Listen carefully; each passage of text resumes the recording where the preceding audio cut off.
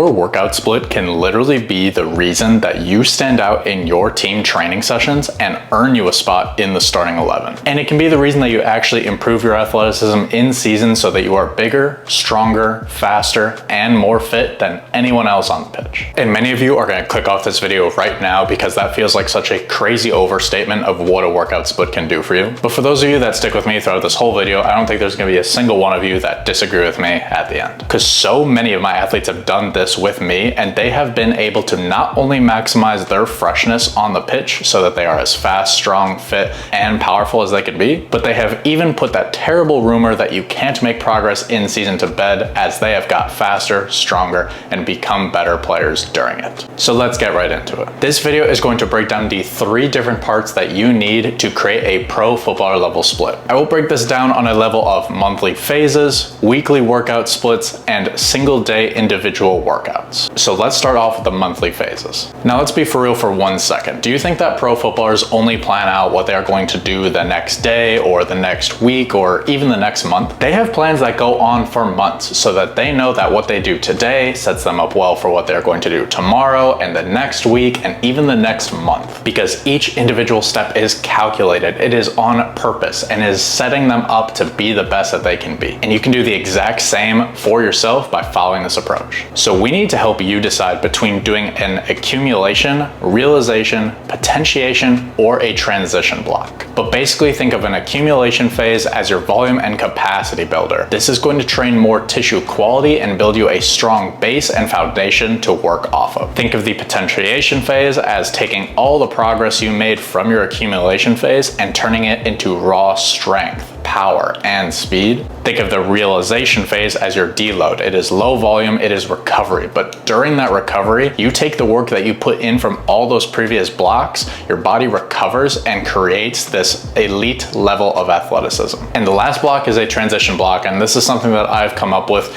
to make it easier to go from one block to another. And the reason that I did this is because let's say you're in a accumulation block and you were doing 4 sets of 12 at 70% of your 1 rep max on Zercher squat, and then you need to go into a potentiation block and then you immediately go into a 3x5 at 85% of the same lift. Jumping 15% is almost never a good idea. That type of jump is going to leave most people very sore, very fatigued, or at the very worst case scenario, even injured. So depending on how big that gap is, running a 1 to 3 week transition block can be very beneficial for people. So the 2 questions that we need to get answers to now that you have these definitions are, which of these is best for you and how long should you be on each of these? So let's start with which is best for you. First of all, everyone should be doing some of each of these during, let's say, 6 months of their training. But some of you may run 2 blocks of accumulation for every 1 of potentiation and vice versa. So how we decide which to do is actually pretty simple. If you are a beginner, run 2 to 3 accumulation blocks for every 1 potentiation. And the reason why we do that is because beginners are weirdly way more receptible and they respond way better to higher amounts of volume. If you are someone who struggles more with capacity and endurance versus raw strength and power, that person should be doing 2 to 3 potentiation blocks for every 1 accumulation block. But always start with the accumulation block. So let's say it's January. In January, you will do that accumulation block,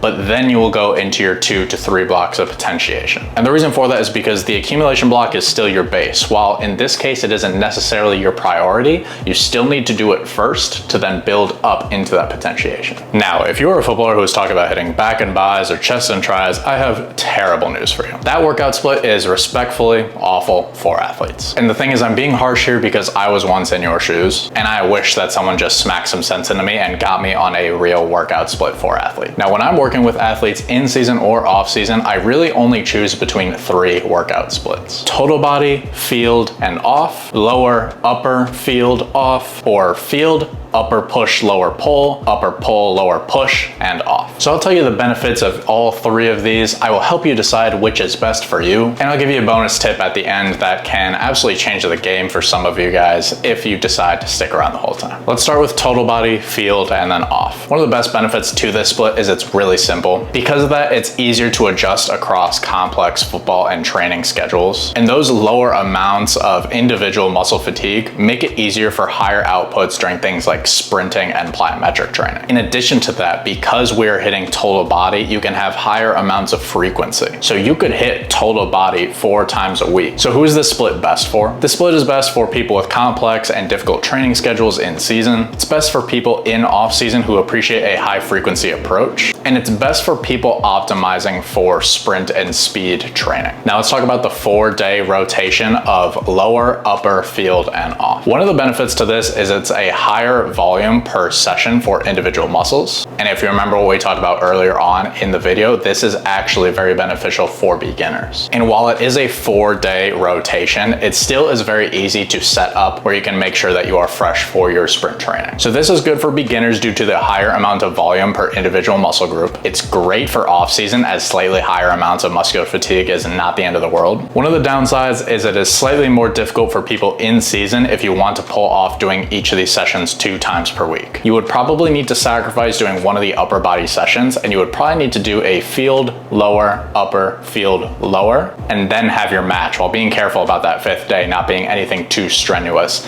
that leads to too much fatigue on the pitch. Now let's talk about the more complicated one. We got the field, upper pull, lower push, upper push, lower pull, and then off day. Now, lower body sessions can create a lot of fatigue across the entire body, so splitting them into 2 sessions can be helpful to maintain freshness. In addition, the split allows for you to easily throw on some extra hypertrophy or mobility work after your sessions if that is something you're interested in. So this really has the same benefits and setbacks as lower, upper, field, and off. That being said, this is actually probably best for beginners because of the higher amount of volume per individual muscle group, but you don't have a high volume lower body day killing your energy levels. And this can be a bit more suitable for in-season due to the fact that you can more evenly distribute fatigue, but still run into similar difficulties that a 4 workout rotation split gives you. And here's the bonus hack to upgrade all of these splits and make them a million times better. If you can sprint on the same day as your lower body days or your total body days, do it. Not only will this allow for higher frequencies for you to be able to sprint and lift, but you also get this neurological benefit of doing the sprints that can actually lead to you lifting heavier during your lifts. So if you can do this, you can sprint more frequently, you can lift more frequently, and you can lift heavier. All sounds like really good things to me. Now this is where the video gets a little bit complicated, but if you've made it this far into it, I know that this really matters to you, so stick with it. Ask any questions that you have in the comments. I will be sure to answer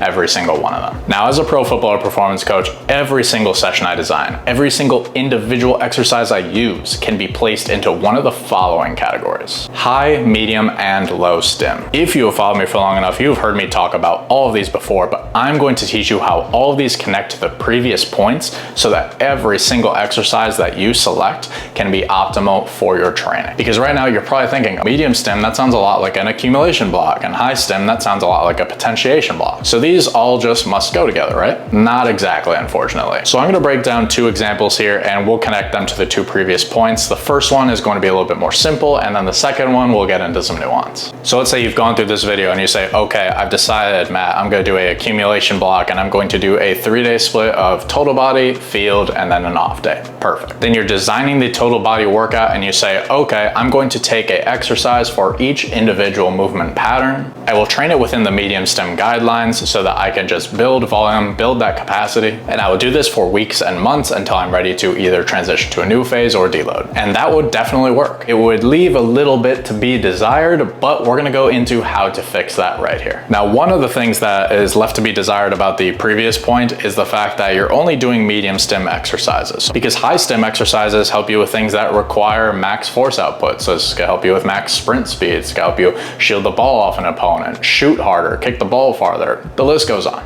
And low stim can help you with recovery, fluidity, mobility, all these different things that can keep us on the pitch and actually improve our recovery as well. So what you can do is you can take a hybrid approach to exercise selection. So once you have warmed up, you can start with your high stim exercises. Think box jumps, think Zercher squats, think your presses. And despite the fact that high stim is higher percents of your 1 rep max, you can actually still build volume in these exercises, and here's how you'll do it. You can start with a 2x5 at 85% of your 1 rep max, and over over the weeks, you can still increase volume here by just simply increasing the number of sets that you do. You can also even increase the volume by just slowing down the tempo of your lift. And while I know that is not technically building volume, you are increasing the amount of work that you are doing by increasing that time under tension. And you can do the same with box jumps. You can set a box height that is difficult for you to do at a very high level of difficulty, set a timer for 10 minutes and do as many jumps as you can during that time. Then over the weeks and months of you doing that exercise, you can just increase the amount of time that you give yourself to get as many jumps as you can.